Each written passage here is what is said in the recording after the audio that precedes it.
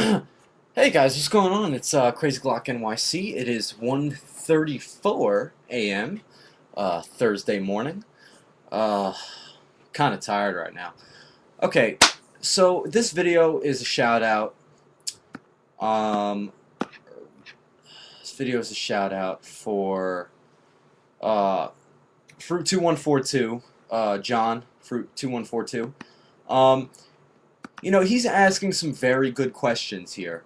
Um, he's asking me about, you know, what models he should get, what brands of models.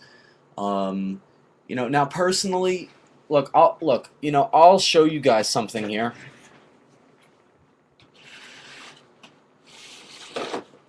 Now, all of these models here, except for one, uh, which one here is the Revell model? These two models right here,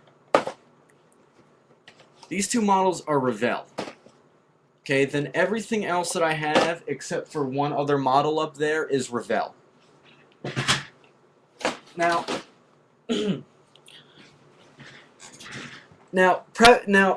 personally, I like Tamiya models, just because the plastic is so well made, and actually I have some plastic right here from a Tamiya, Tamiya model.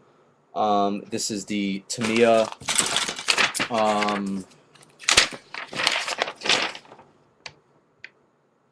Nakajima seaplane.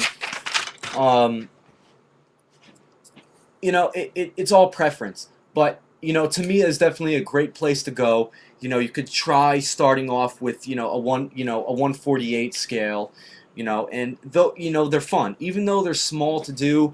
Like here, I'm building right now. I'm building two models right now. Almost finished.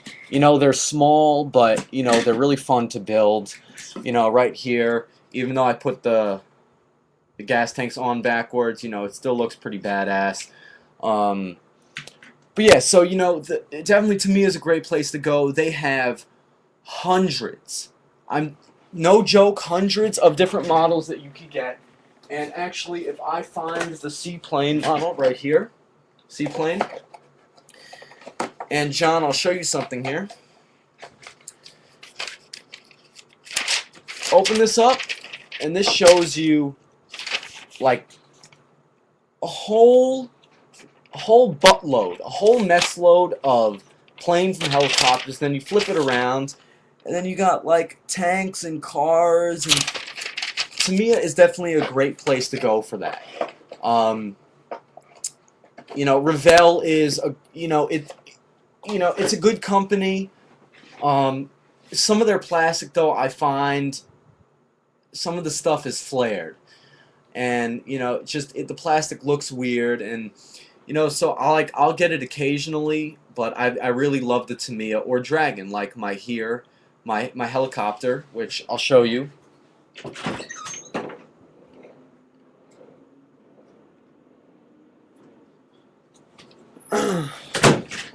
My here helicopter.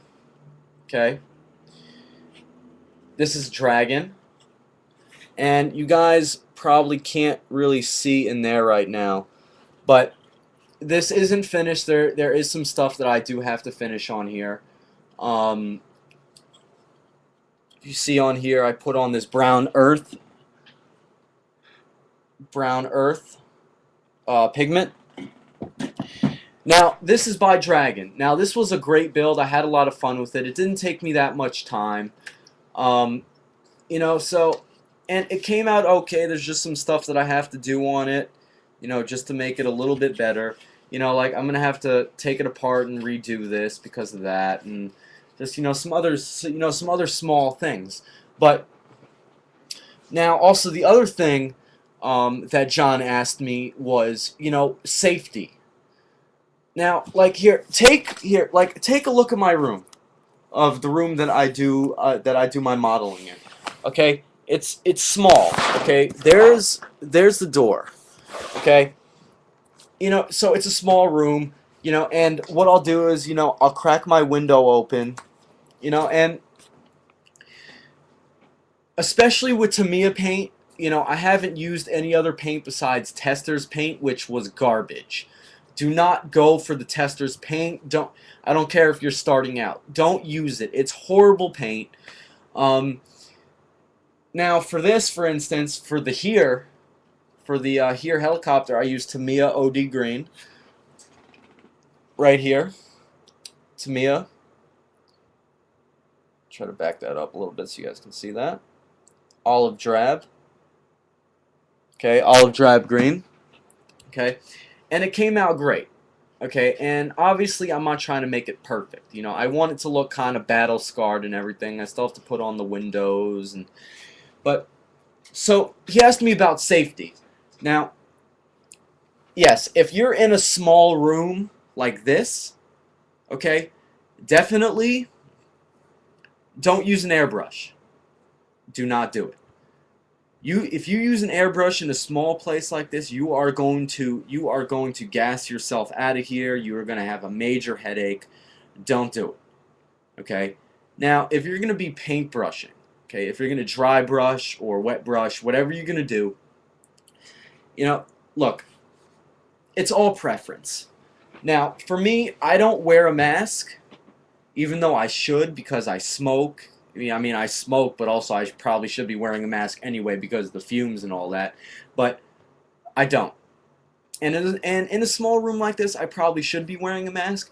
Now, there's like basically two kinds of masks that you can buy.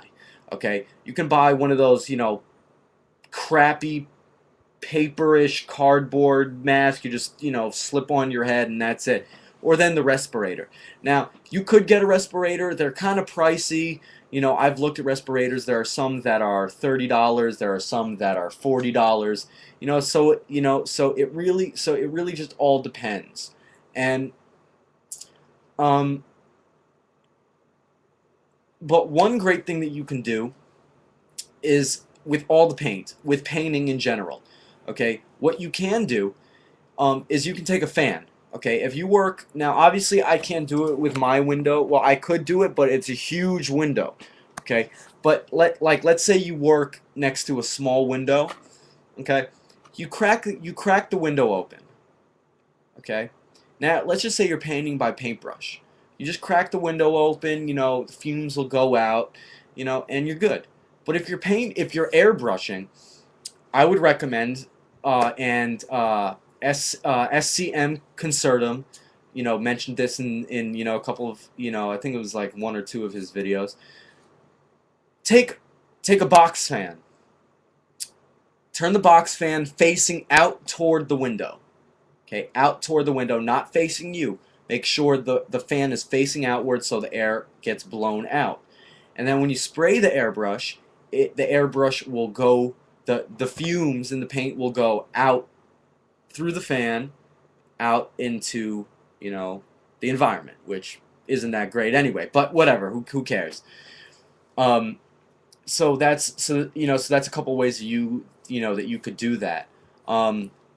Let's see if I answered all of the questions here that he wanted me to answer for him. Now, hand painting, because I'm looking here, hand painting is definitely a great way to start. Now, I started off on hand painting. Personally, I like using an airbrush, but there are things that I do that, things that I'll use a paintbrush for. Now, for instance, like this, like the helicopter, okay? This is all hand painted, okay? This is all hand painted, okay? Now, personally, I think I did a great job on this, okay? On both sides and also, on the bottom and everything like that. So, painting it by hand is definitely good. But the airbrushing, you can just do a lot more with it. So, but the hand painting, you get to feel the model, the brush touching the model, but with the airbrush, you don't get to do that. Now, for fillers and for sanders, now, um, uh, what do you use for fillers and for sanding? Now, for sanding, personally, sandpaper. Now, this is a crappy piece. I have some more somewhere in here. But sandpaper. Okay, you can get different grades of sandpaper. You know, just go to a hardware store, or just go to a paint supply store, and just pick up some sandpaper and just try it out. Sanding isn't going to hurt your model because you're going to paint it anyway. Now for filling, to be honest, I have not done that much of it. Now I have to do it on here. Okay, I really, it's either I'm going to have to take this apart or I'm going to have to fill that in. And, I haven't done much of that, but I'm going to do some research on that. I'm definitely going to figure out exactly what's the best filler and the best for sanding. I'll do all that. Um, um, But yeah, so if you guys have any questions about this, especially John, if you have any questions, you can shoot me a message, and I'll get back to you as soon as I can. You guys have a good night. 10:50 a.m. Thursday. You guys have a good night. Sorry, 1:50 a.m. not 10. Sorry, I don't know why it said 10 on there for a minute. But you guys have a good night.